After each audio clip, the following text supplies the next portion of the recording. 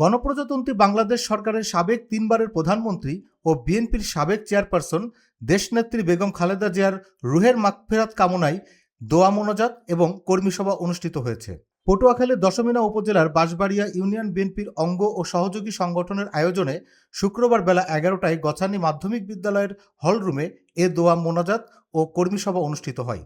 উপজেলা বিএনপির যুগ্ম আহ্বায়ক মোহাম্মদ আমিন হাওলাদারের সভাপতিত্বে ও বাঁশবাড়িয়া ইউনিয়ন যুবদল নেতা জসিম উদ্দিনের সঞ্চালনায় প্রধান অতিথি ছিলেন উপজেলা বিএনপির আহ্বায়ক সিদ্দিক আহমেদ মোল্লা।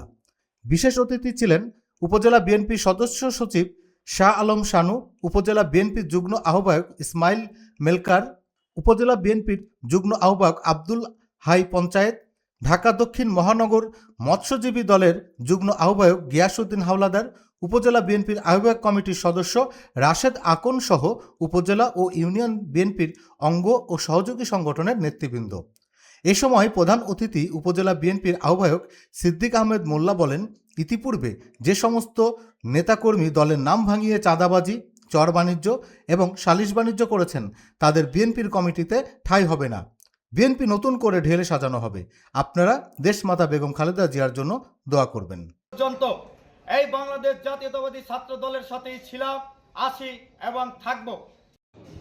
যা বলেছে তা করেছে, যাকে ভালোবেসেছে তাকে ভালোবেসেছে, আর যাকে বলা দরকার ছিল সামনে বলেছে, পিছনে বলে নাই। কি বলে ঠিক না ব্যাঠে? প্রধানমন্ত্রী খালেদা জিয়ার মাগফিরাত দোয়া অনুষ্ঠানে 6 নম্বর বাঁশবাড়ি ইউনিয়নের কর্মী সভা সম্মানিত সভাপতি